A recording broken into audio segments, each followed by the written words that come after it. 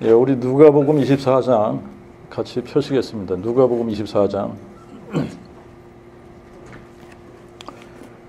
예, 전체를 다 읽어야지 될 텐데 오늘은 46절에서 48절까지만 일단 읽겠습니다. 그들에게 이르시되 기록된 바와 같이 또한 그같이 마땅히 그리스도가 고난을 받고 제3일에 죽은 자 가운데서 살아나셔야 할 것과 또 그의 이름으로 말미암은 회개와 죄의 용서를 예루살렘으로부터 시작하여 모든 족속에게 전파하여야 할지니 이제 너희는 이 일의 증인이라. 우리 로마서 1장 2절부터 4절 다시 한번 읽겠습니다. 로마서 1장 2절부터 4절. 이 복음은 하나님이 선지자들을 통하여 성경에 미리 약속하신 그의 아들에 관한 것으로 그가 육신으로는 다윗의 혈통에서 나셨으나 성결의 영으로 죽은 자들 가운데서 부활하시어 능력으로 하나님의 아들로 인정되셨으니 곧 예수 그리스도 우리 주님이시라. 예. 이제 복음은 전능자 하나님이 계시는데 그분이 누구냐라고 하는 것을 우리가 증거하는 거다. 전능자 하나님이 사람 되신 사건, 이것이 복음이다. 전능자 하나님이 사람 되신 사건. 이게 전능자 하나님이 사람이 되셨는데 이분을 도대체 알아볼 방법이 없는 거죠. 그래서 하나님께서 이 한눈에 알아볼 수 있게 하시기 위해서 이분이 죽은 자 가운데서 부활하신 거 아닙니까? 그래서 이제 죽은 자 가운데서 부활하신 이 사건이 유일한 사인이고 유일한 표적이고 이것이 유일한 증거다라고 하는 겁니다. 예수께서 하나님의 아들 그리스도시다라고 하는 유일한 증거와 표적이 뭐냐?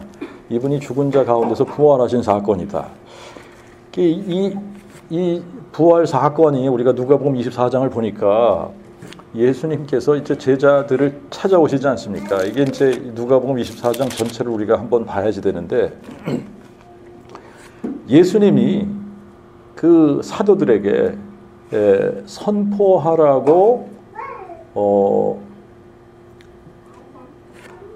이게 명하셨다. 너희는 이 일의 증인이야. 그러니까 너희들이 가서 이 일을 얘기해야지 돼. 이거 아닙니까? 그죠? 그러니까 예수님이 사도들에게 너희는 가서 이 일의 증인이야. 그러니까 너희는 가서 이 일을 얘기해. 라고 지금 이 부분을 사도들에게 맡기신 겁니다. 그잖아요. 그래서 우리가 이 교회사를 보면은 사도들이 충성스럽게 이 일을 증거하다가 예수님이 죽은 자 가운데서 부활하셨다. 이거를 증거하다가 어떻게 됐어요? 다들 순교당했죠. 그죠? 그런데 이 복음이 세월이 흐르는 가운데 무슨 일이 벌어졌습니까?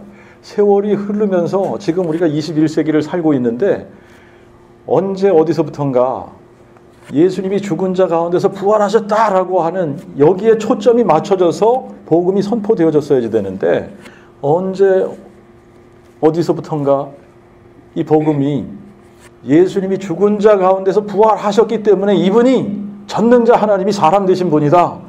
다윗의 뿌리가 다윗의 자손 되신 분이다. 이거를 선포했던 이 복음이 어느 날 이게 이제 포커스가 초점이 다른 쪽으로 옮겨지기 시작을 한 겁니다. 그죠? 예? 이게 다른 데로 옮겨지기 시작을 하면서 지금 우리가 듣고 있는 이 복음의 메시지가 이 포커스가 어디에 맞춰진 거예요? 예수님이 십자가에 죽으셨다. 이 십자가의 사랑, 이 하나님의 사랑이 십자가에 확증됐다. 정말 이게 얼마나 큰 사랑이고 위대한 사랑이냐. 이게 틀린 게 아니에요. 이게 틀린 말이 아닙니다. 정말 이 십자가의 사랑이 위대한 사랑이고 이 십자가에서 하나님의 사랑이 확증되고 이게 틀린 말이 아니지 않습니까? 그죠? 그러니까 여러분 예수님이 우리를 위해서 정말 그분이 우리의 죄를 인해서 그분이 십자가에 달리셨다. 십자가에 죽으셨다. 여러분 이게 얼마나 이게 정말 이 십자가 사건 앞에 고개를 숙이지 않을 사람이 어디 있습니까? 그걸 아니라고 부정할 사람이 어디 있어요? 예? 정말 예수님이 우리의 죄를 인해서 이분이 십자가에 죽을 수밖에 없다. 이 죄가 얼마나 큰 거냐 이러면서 이 죄에 대한 이 부분을 강조하면 여러분 여기에 고개 숙이지 않을 사람이 어디 있습니까? 정말 맞다. 그렇게 이게 다 동의하는 부분 아닙니까? 응? 근데 이 복음의 내용이 이게 간단 명료했단 말입니다. 어떻게 간단 명료했어요? 예수님이 죽은 자 가운데서 부활하셔서 이분이 전능자 하나님이 사람 되신 분이다. 이게 이렇게 간단했는데 이게 그냥 점점 세월이 흐르면서 사도들이 선포했던 그 복음이 점점 이렇게 다른 쪽으로 이게 초점이 가버린 겁니다. 가버린 거예요. 그래서 이 십자가의 사랑이 강조될 때에 그 앞에서 이게 복음이 아니다! 이렇게 얘기할 수 없는 거잖아요. 그죠?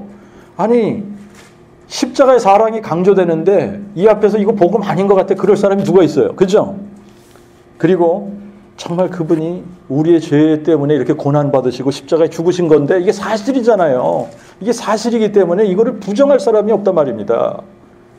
이 부정할 사람이 없어요. 그리고 누가 나를 대신해서 고난받고 죽어줄 사람이 누가 있습니까? 없는 거잖아요. 예? 이게 틀린 말이 하나도 없어. 십자가의 사랑을 강조할 때 이 틀린 말이 하나도 없는데 다 맞는 말인데 문제가 뭐냐면 이 십자가의 사랑, 십자가 사건을 가지고는 예수가 전능자 하나님이다라고 증명이 안 되는 거예요. 이게 문제예요. 이게 다 맞는 말인데 예수님이 전능자 하나님이다라고 증명이 돼야지 되는데 증명이 안 되는 거예요. 이게 증거가 안 되는 겁니다. 이게. 자, 그래서 이제 이 구원의 조건도 너무나 단순하고 간단한데 이것도 이제 흐려져 버린 겁니다. 이 구원의 조건이라는 것이 여러분 4,000년 전에 아브라함이 구원을 받을 때도 동일하게 이 부활을 믿어야만 죽은 자를 살리시는 하나님을 믿어야만 구원받은 거고 지금 우리도 죽은 자를 살리시는 하나님을 마음에 믿어야 구원받는 거고 이게 동일하게 이 믿음으로 우리가 구원을 받는 건데 이게 희석이 돼버리고 이게 초점이 잘못 맞춰졌단 말입니다.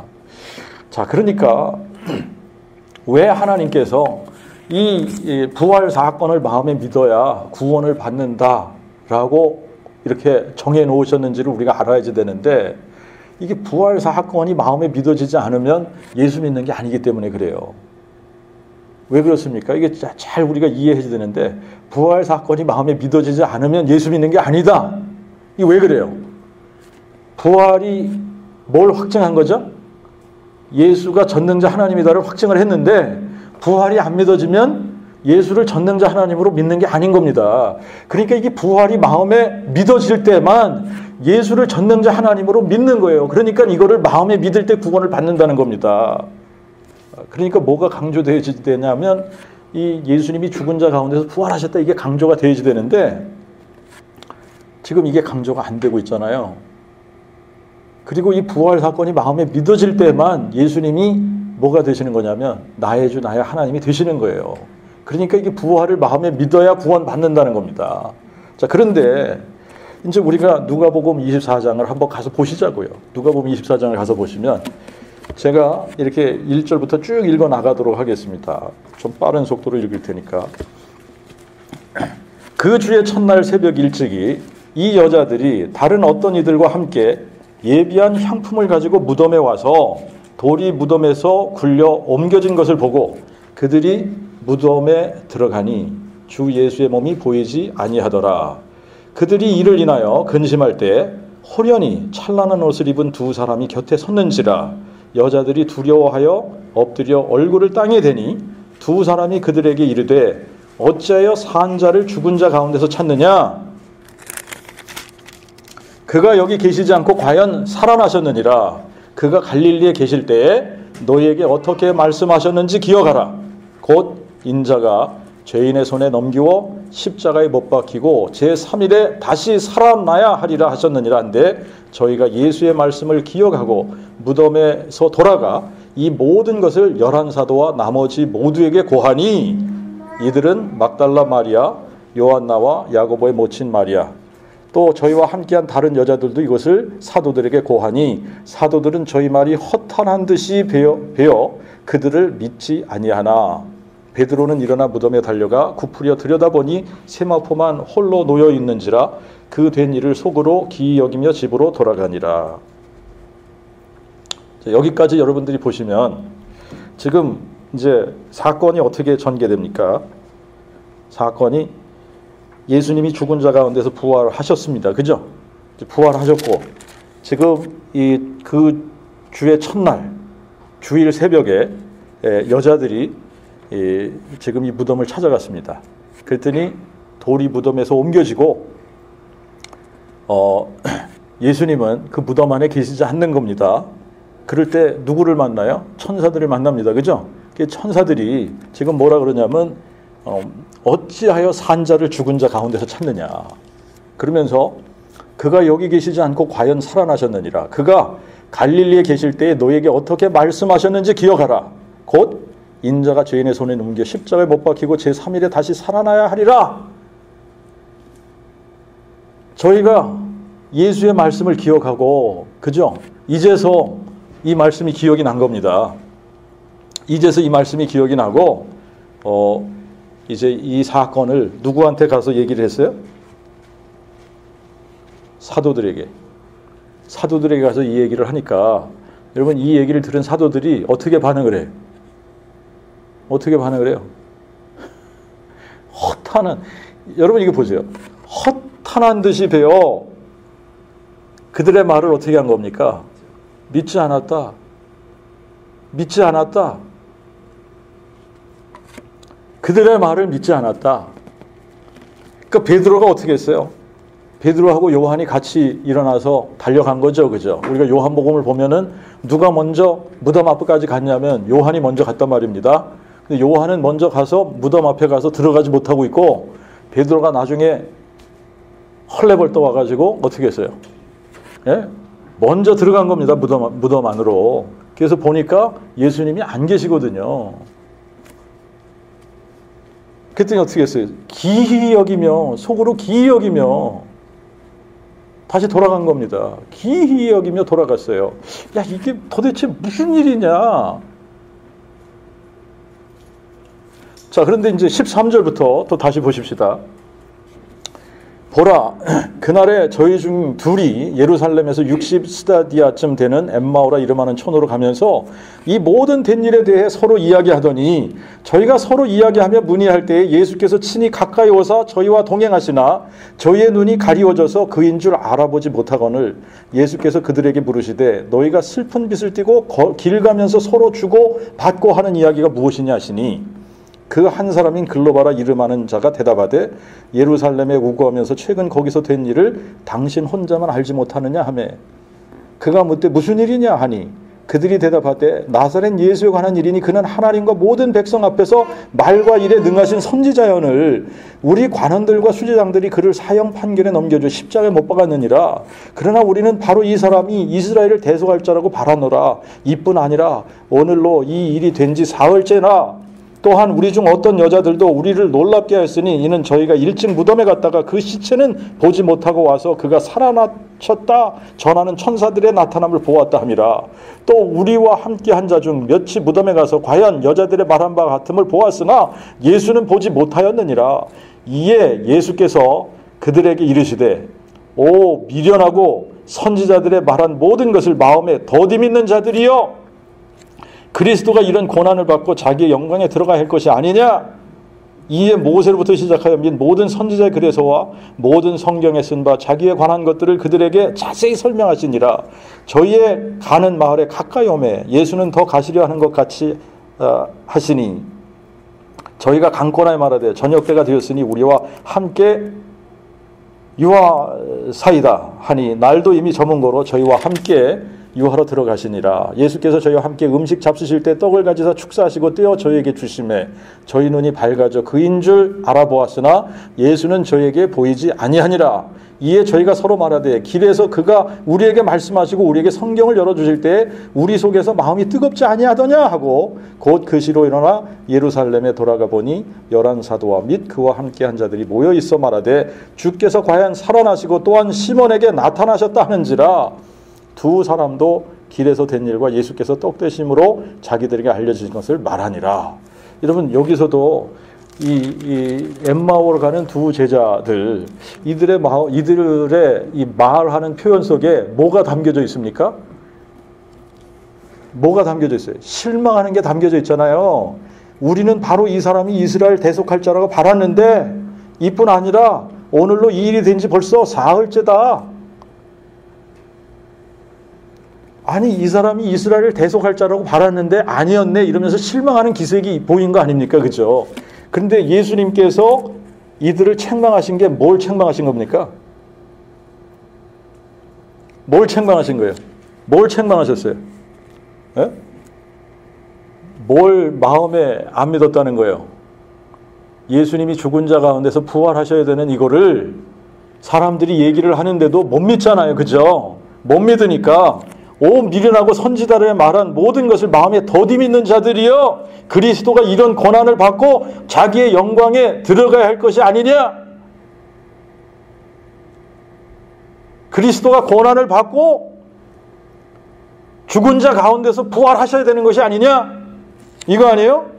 그래서 모세로부터 시작해서 모든 선지자 글에서 모든 성경에 쓴 바 자기에 관한 것들을 그들에게 자세히 설명하시니라.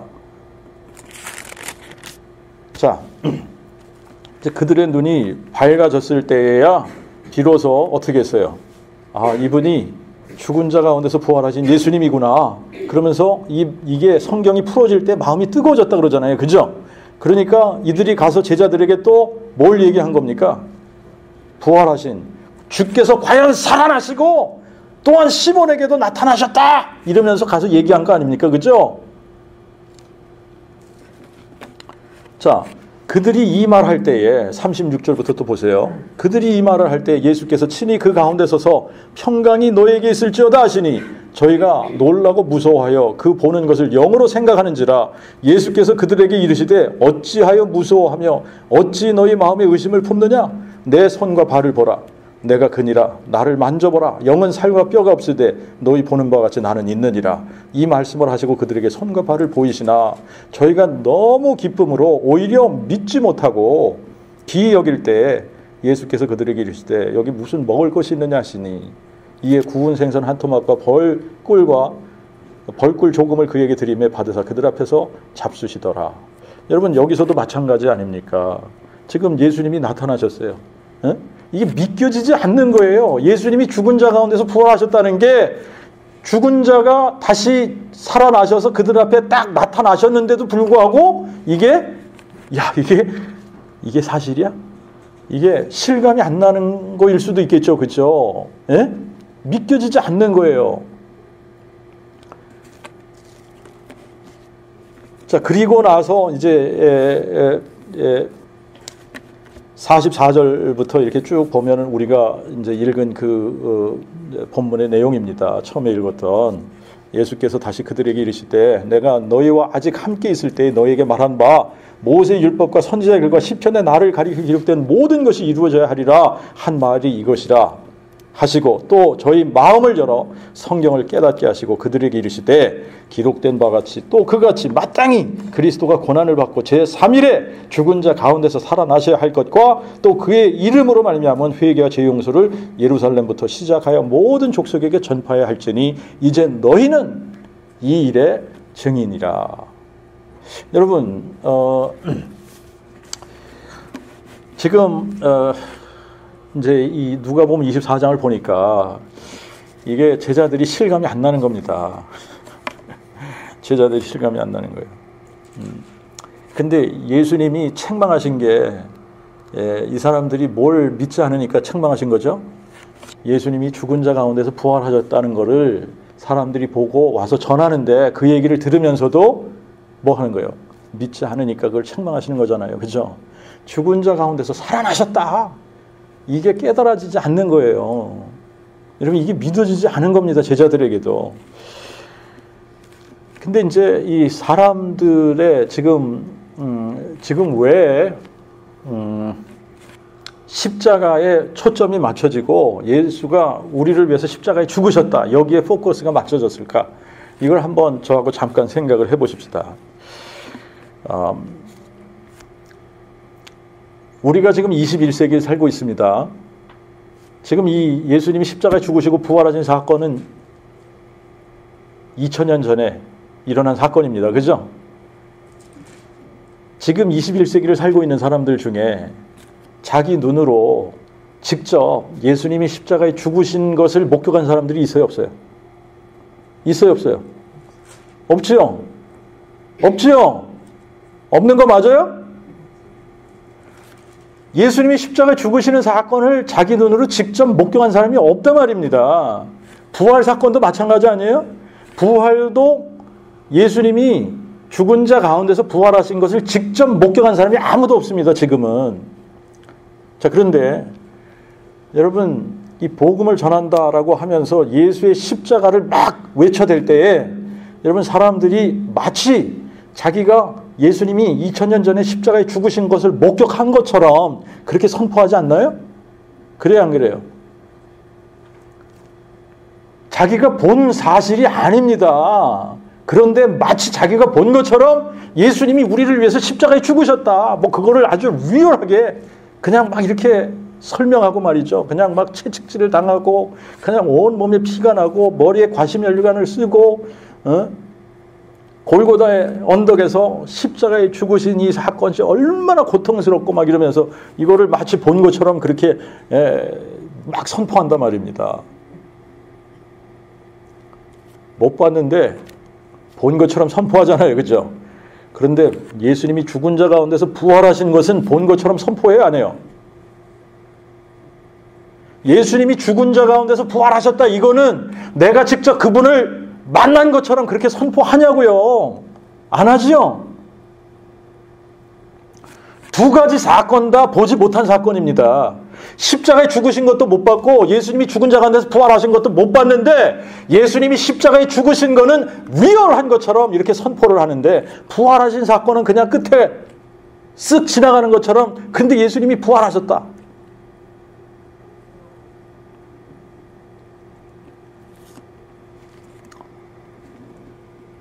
왜 그럴까?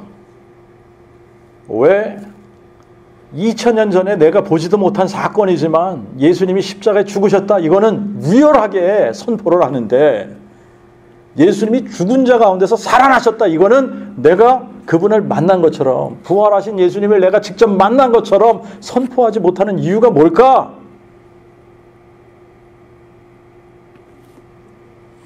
이유가 뭐겠어요? 마음에 믿지 않으니까. 여러분, 이유는 굉장히 간단합니다. 마음에 믿지 않으니까 그러는 거예요. 예수님이 십자가에 죽으셨다. 이거는 마음에 믿어지는데 죽은 자 가운데서 그분이 부활하셨다. 이거는 마음에 믿어지지 않는 겁니다.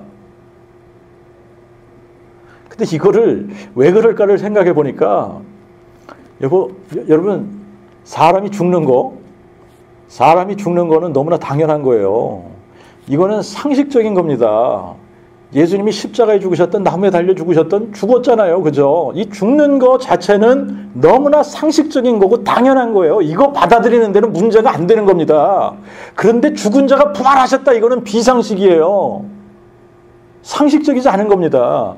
여러분, 사람이 죽는 거는 다 죽잖아요. 다 죽잖아요. 죽는 거 다 받지 않습니까? 그러니까 예수가 십자가에 죽으셨다. 이거는 너무나 그냥 잘 받아들여지는 겁니다. 죽는 거 당연한 거지. 근데 그분이 우리를 대신해서 죽으셨다. 우리를 위해서 죽으셨다. 그것만 다른 거예요. 그죠? 그런데 죽은 자 가운데서 부활하셨다. 이거는 예수님 외에 부활한 사람이 없거든요. 죽은 자 가운데서 부활한 자는 아무도 없거든. 그러니까 이거는 상식에 맞지 않는 거예요. 이거는 상식적인 게 아닌 거예요. 비상식적이고 비논리적이고 비과학적이고 받아들여지기가 쉽지 않은 거예요. 그러니까 받아들여지기 쉬운 어디에 포커스를 맞춥니까? 십자가의 죽음. 그런데 이게 이제 문제입니다. 뭐가 문제냐?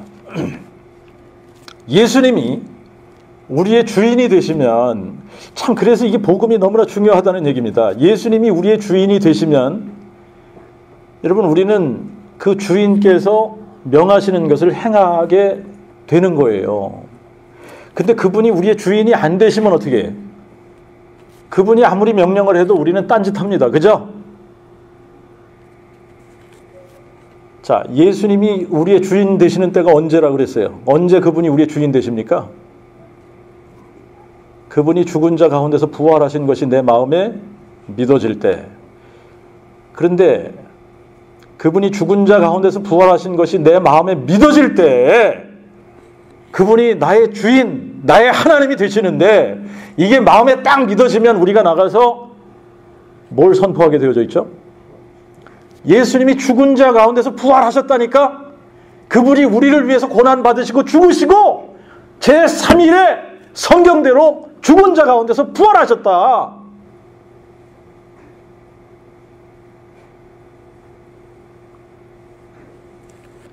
어디에 포커스가 맞춰져야 된다고요? 부활에. 부활.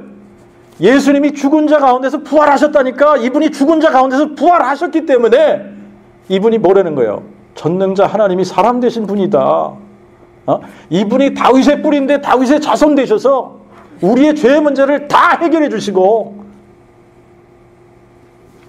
우리를 궁극적으로 우리의 이 천한 몸을 궁극적으로 자기의 영광스러운 몸과 같이 변화시키실 거야.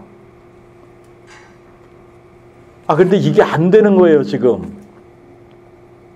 여러분, 이 십자가의 고난, 십자가의 사랑, 이게 다 맞는 말인데 초점이 잘못 맞춰졌다니까요. 이게 맞는 말이라고, 이게 틀린 말이 아니라고요.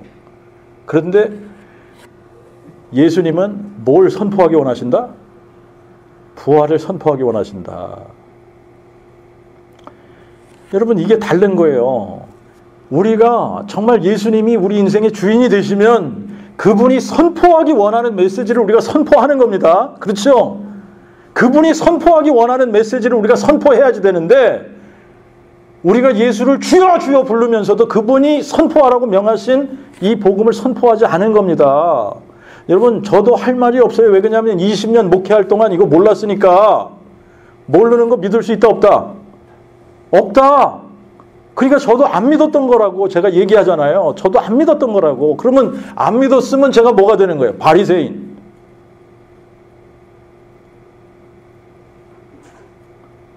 근데 이 고백이 나와야지 되는 거 아니냐는 얘기입니다. 몰라서 내가 선포하지 못한 거 아닙니까? 몰라서 안 믿었기 때문에 선포하지 않았다는 얘기예요. 여러분, 정말 이거를 알았다. 이게 마음에 믿어졌다. 그러면 선포할 수밖에 없는 겁니다. 정말 예수님이 죽은 자 가운데서 부활하셨다는 게 예수님이 십자가에 죽으신 것처럼 내 마음에 믿어졌다 그러면 이거 선포 안 할 수가 없는 거잖아요. 근데 이거를 선포하지 못했다면 왜 못했냐?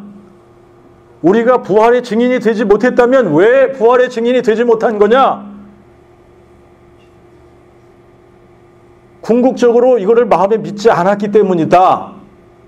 마음에 믿지 않았기 때문에 선포하지 않은 거다. 마음에 믿지 않았기 때문에 그분이 나의 주인 되시지 않은 거다. 그분이 나의 주인인 것처럼 내 입술로는 뭐 한 거죠? 예수를 주여 주여 주의 이름으로 선지자 노릇하고 주의 이름으로 저는 귀신 쫓아내지는 않았지만 주의 이름으로 선지자 노릇하고 주의 이름으로 막 성경 가르치고 예수를 주여 주여 하면서 정말 예수님이 나의 주인인 것처럼 그렇게 행세를 했는데 이 복음을 깨닫고 보니까 이게 아니더라라고 하는 겁니다. 여러분, 예수님이 죽은 자 가운데서 부활하신 것이 마음에 믿어지기 전에는 이분이 나의 주, 나의 하나님이 될 수가 없는 거예요. 그런데 왜 그동안 내가 이 부활을 선포하지 못했느냐 하면 내가 왜 부활의 증인이 되지 못했느냐 하면 머리로는 알고 있었는데 마음으로 믿어진 게 아니라니까요. 마음으로 믿어지지 않았기 때문에 이거를 리얼하게 선포하지 못한 거예요. 여러분 지금 똑같은 얘기하고 있는데 사람들이 이거를 깨닫지 못하면 왜 이 얘기를 하는지 감이 안 잡히는 거 아닙니까? 그들은 십자가 사건을 정말 자기들이 본 것처럼 막 이렇게 하는데 본 적이 없잖아요. 본 적이 없는데 본 것처럼 얘기하는 겁니다. 에? 부활도 마찬가지. 부활도 여러분 이 부활이 마음에 믿어질 때 내가 직접 2000년 전에 예수님이 죽은 자 가운데서 부활하셔서 내가 2000년 전에 가서 만난 건 아니지만 지금 그것이 마음에 믿어지면 어떻게 된 거예요? 마치 그분을 2000년 전에 부활하신 예수님을 내가 만난 것처럼 선포할 수밖에 없는 겁니다. 근데 사람들이 이거를 깨닫지 못하는 거예요.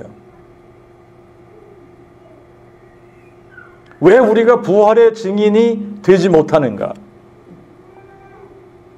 왜 이 누가복음 24장에 보니까 예수님이 죽은 자 가운데서 부활하셨는데도 그리고 이 부활하신 사건을 막 제자들한테 가서 얘기를 하는데 제자들이 그 말을 듣고 기이 여기고 믿지를 못하고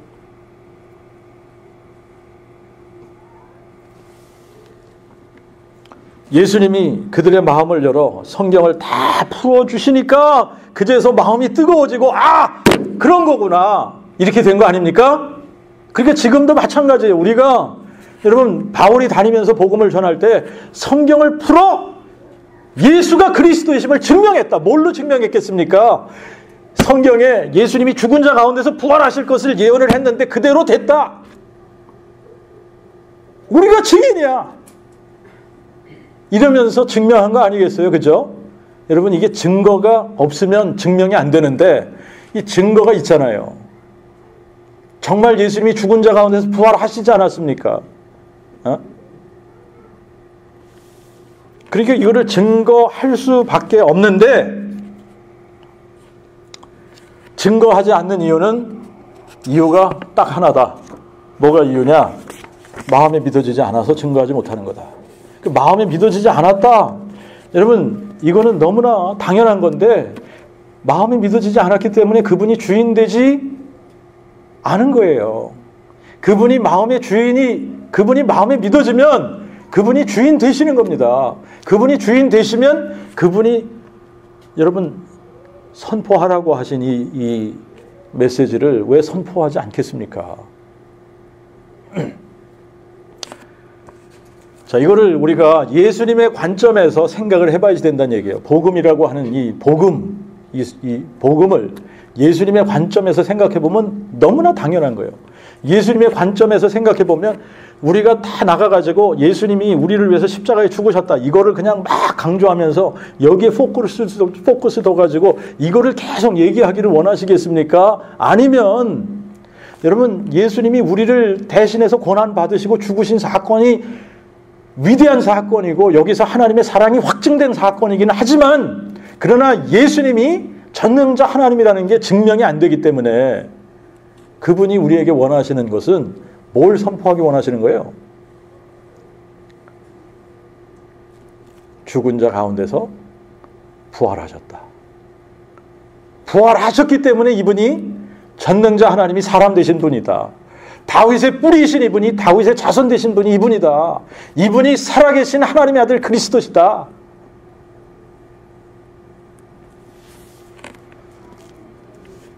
이거 선포하기 원하시는 겁니다. 이거 선포하기 원하시는 거예요. 그러면 우리가 예수님의 관점에서 정말 그분이 이 부활을 선포하기 원하시면 우리가 뭘 선포해야지 당연해? 부활을 선포해야지 당연한 거예요. 그런데 이게 안 되면 이제 우리가 인정할 거는 인정해야지 되는데 여러분 이거 이제 이런 얘기를 하면 이걸 싫어한단 말입니다. 이거를 들으면서 사람들이 자기가 정죄받는다는 느낌, 너는 틀렸어, 너는 잘못됐어, 이렇게 들려지기 시작을 하면 거부를 한단 말이죠. 그런데 여러분 이거는 어떻게 듣느냐에 따라서 달라지는 겁니다. 여러분 저도 이 메시지를 들었을 때 내가 잘못 알고 있었구나. 거부하지 않았어요. 저는 잘못 알고 있었구나.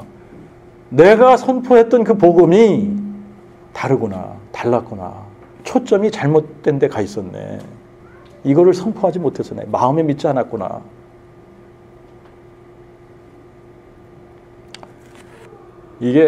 이거 시인해버리면 너무나 쉬운 거 아니에요? 근데 이거를 시인을 못하는 거야. 내가 몰랐었구나. 몰랐던 걸 내가 어떻게 믿어? 안 믿었었구나. 그러니까 내가 바리새인 맞았구나. 이게 이렇게 되면 너무나 쉬운 건데 이거 인정을 못하는 겁니다. 사람들이. 예? 그런데 여러분 보세요. 언제 기쁨이 임하는가? 여러분 이제 이 49절 이하를 우리가 다시 보겠습니다. 보라, 내가 내 아버지의 약속하신 분을 너에게 보내리니 너희는 하늘로부터 능력을 입히올 때까지 예루살렘 성에 유하라 하시고, 예수께서 저희를 데리고 베다니아까지 나가사 그의 손을 들어 저희를 축복하시매 그들을 축복하실 때에 저희를 떠나 하늘로 올리우시니 저희가 그에게 경배하고 큰 기쁨으로 예루살렘에 돌아가 늘 성전에서 하나님을 찬송하고 송축하니라. 아멘. 여러분 마지막 말씀, 예수님의 마지막 말씀이 지금 누가복음 24장 이 48절, 이 지금 46절에서 48절에 있는 이 말씀 요거하고요. 지금 사도행전 1장 여러분 8절에 있는 말씀하고 지금 누가복음 24장 요 마지막 부분에 있는 거하고 사도행전 1장 8절부터 11절에 있는 내용하고 똑같은 내용입니다. 그죠?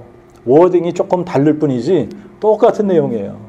예수님이 사도행전 1장 8절에서는 뭐라 그랬어요? 오직 성령이 너에게 임하시면 너희가 권능을 받고 예루살렘과 온 유대 사마리아와 땅끝까지 이르러 내 증인이 되리라 그러셨잖아요. 그죠? 여기서는 뭐라 그랬어요? 기록된 바 같이 그같이 마땅히 그리스도가 고난받고 제3일에 죽은 자 가운데서 살아나실 것과 그 이름으로 말미암아 회개와 죄 용서를 예루살렘으로부터 시작하여 모든 족속에게 전파하여야 할지니 이제 너희는 이 일의 증인이라.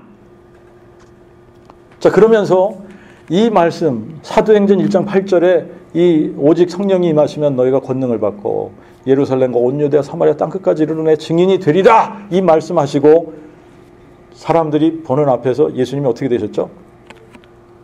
올라가셨죠. 하늘로 올라가셨죠. 이게 지금 똑같은 사건을 기록하고 있는 겁니다. 예? 예수께서 저희를 데리고 베다니아까지 나가사 그의 손을 들어 저희를 축복하시며 그들을 축복하실 때 저희를 떠나 하늘로 올리우시니, 여러분들 지금 이 제자들이 예수님이 죽은 자 가운데서 부활하신 이거를 자기들이 정말 이렇게 눈으로 직접 봤어요. 자기들이 눈으로 보는 그 목전에서 예수님이 또 어떻게 되고 있습니까? 하늘로 올리우신단 말입니다. 여러분 죽은 자 가운데서 부활하신 이것도 처음 봤는데 사람이 그냥 하늘로 쭉 이렇게 올리는 것도 이거 처음 아닙니까? 누가 공중으로 들어 올리는 걸 본 사람이 누가 있어요? 여러분 이 사람들이 지금 이게 믿어지지 않다가 정말 예수님이 죽은 자 가운데서 부활하신 후에 이 성경을 풀어주시고 하늘로 올라가시는 것을 직접 목격하고 이들에게 어떻게 됐어요? 큰 기쁨으로 예루살렘으로 돌아가 늘 성전에 있어 하나님을 찬송하고 송축하니라. 여러분 이게 마음에 믿어지면, 부활이 마음에 믿어질 때에 큰 기쁨이 임하는 겁니다. 부활이 마음에 믿어질 때 큰 기쁨이 임하면서 어떻게 할 수 있는 거예요? 늘 하나님을 찬송하고 늘 하나님을 송축할 수 있는 거예요. 자, 이제 우리가 이게 뭘 하나님께서 원하시는지, 정말 예수님께서 우리에게 원하시는 것이 뭔지, 여러분 정말 예수님의 관점에서 이 부분을 한번 생각을 해봐야지 되고, 정말 우리가 예수님이 죽은 자 가운데서 부활하셨다라고 하는 이 사실, 이게 역사적인 사실인데, 여러분 예수님이 십자가에 죽으신 사건도 2000년 전에 일어난 사건이고 우리가 눈으로 보지 못한 사건입니다. 근데 왜 그것만 이게 마음에 믿어져서 예수님이 십자가에 죽으신 사건만 우리의 눈으로 본 것처럼 얘기해야 됩니까? 아니에요. 정말 예수님이 죽은 자 가운데서 부활하신 이 사건, 이거 우리가 눈으로 보지 못한 사건입니다. 그런데 이게 마음이 믿어질 때, 이게 마음이 믿어지면 정말 예수님이 죽은 자 가운데서 살아나신 이분을 내가 직접 만난 것처럼 우리가 증거할 수 있는 부활의 증인이 다 될 수 있는 겁니다. 네, 기도하겠습니다.